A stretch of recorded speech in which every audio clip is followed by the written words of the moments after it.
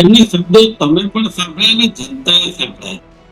આવી એક જેને કહેવાય ગૃહમંત્રી કેટલા શાલીનતાથી વાત કરે, આ કઈ ભાષામાં વાત કરે છે એમને પોતાને ખબર નથી કે 700 જણને ટિકિટ તો કોંગ્રેસ પક્ષે આપી છે કે કોઈ રાષ્ટ્રીય પાર્ટી તો ઉમેદવાર જ ન મળ્યા ઘનશ્યામ નહીં કે આગલી રાતથી રોદણા ચાલુ કરી દીધા. 200 જગ્યાએ તો ઉમેદવાર જ નેતા મળ્યા એવું કીધું કોંગ્રેસને.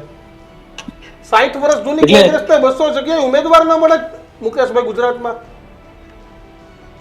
હવે એટલે અમારને ઉમેદવાર ના મળ્યા એની જે કેલ્ક્યુલેશન છે એ ડેપ્યુટી મિનિસ્ટર રાખે છે, આપણે ડેપ્યુટી સીએમ રાખે છે.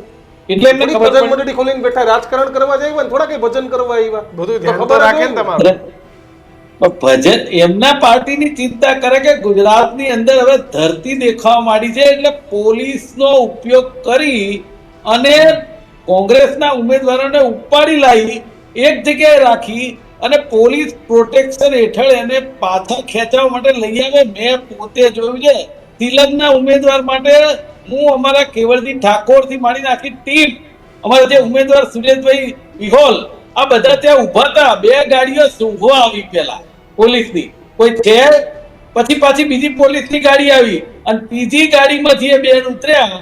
જ્યારે એ અમારા ઉમેદવાર પૂછવા ગયા ત્યારે બેન કે પોલીસ કે તમે એમ જોડે વાત નહીં કરવાની. સુરેશભાઈ કીધું ભાઈ અમારા ઉમેદવાર છે પણ વાત તો કરવા દો. તો એ બેનને કહી દે ભાઈ તમે જે કહેવું એ કહી દો. તે બેને એમ કીધું મારે વાત નથી કરી, એટલે તરત પોલીસ લઈ ગઈ.